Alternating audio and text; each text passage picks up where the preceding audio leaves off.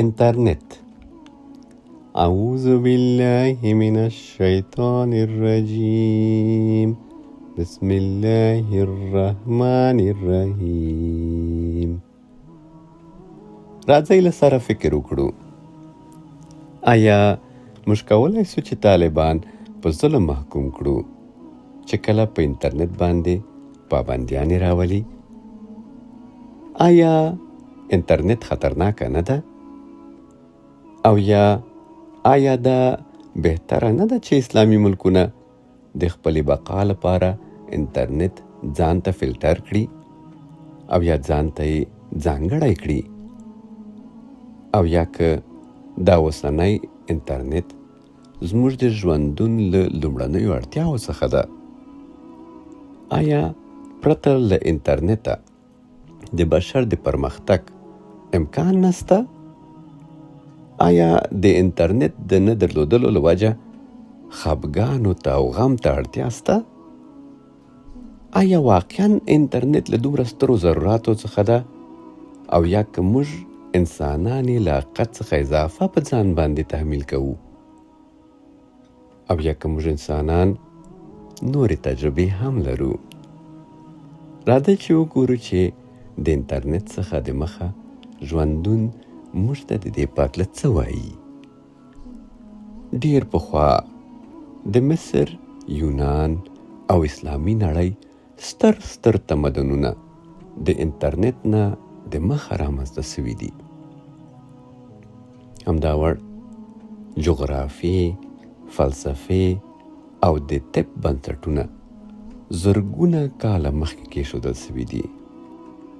همدا وړ موټر، طیارې، ریلګاډي، برېښنا او په زرګونه ډول فابریکې مخکې له انټرنیټه او پرته له انټرنیټه رامنځته سوي دي. همدا وړ د کتابونو او علمي آثارو خپرېدل چې د انسانانو د پوهې د پراختیا له سترو ګامونو څخه ګڼل کیږي. له انټرنیټ څخه پخوا او بغیر له انټرنیټ څخه خپور سوي دي. څه پوه سو موږ تاسې؟ له دې نه دا معلومیږي چې د الله تعالی لخوا انسان ته ورکړ سوی استعداد د پرمختګ سرچینه ده، نه انټرنیټ. پیدا کوونکی خالق انسان ته عقل او استعداد ورکړی ده. انسان ته یې غوړېدلې مځکه او طبیعت ورکړی ده، او همدا غوړېدلې مځکه او ورسره دا اشرف مخلوق د هر ډول پرمختګ سرچینه ده.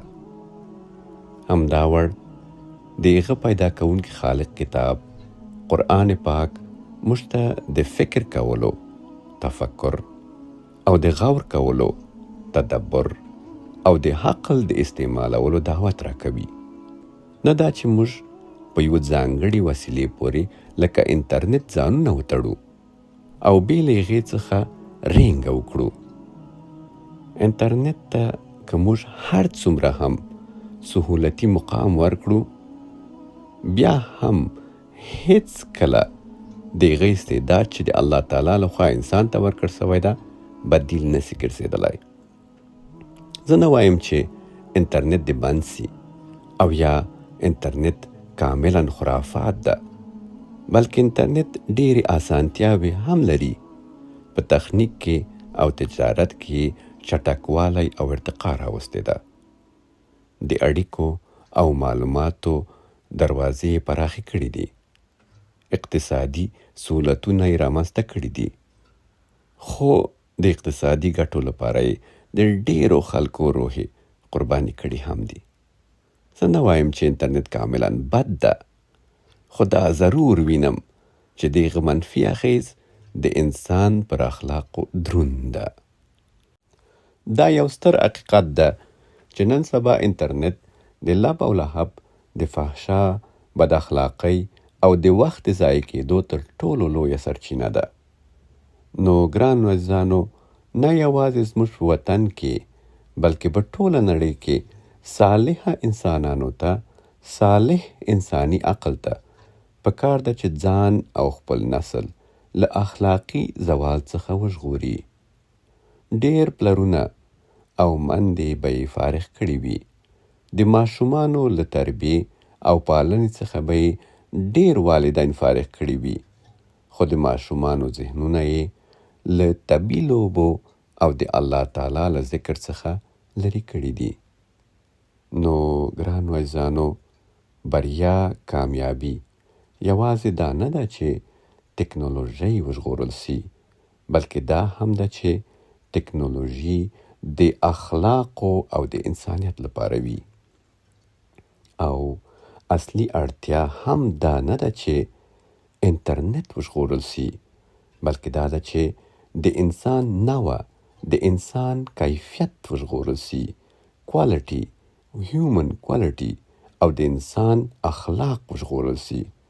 انټرنیټ چې د فساد، د بد اخلاقۍ او د وخت د ضایع کېدو تر ټولو لویه سرچینه ده، په کار ده چې د نن عصر پرمخ تللی انسان ورته بدیل راولي.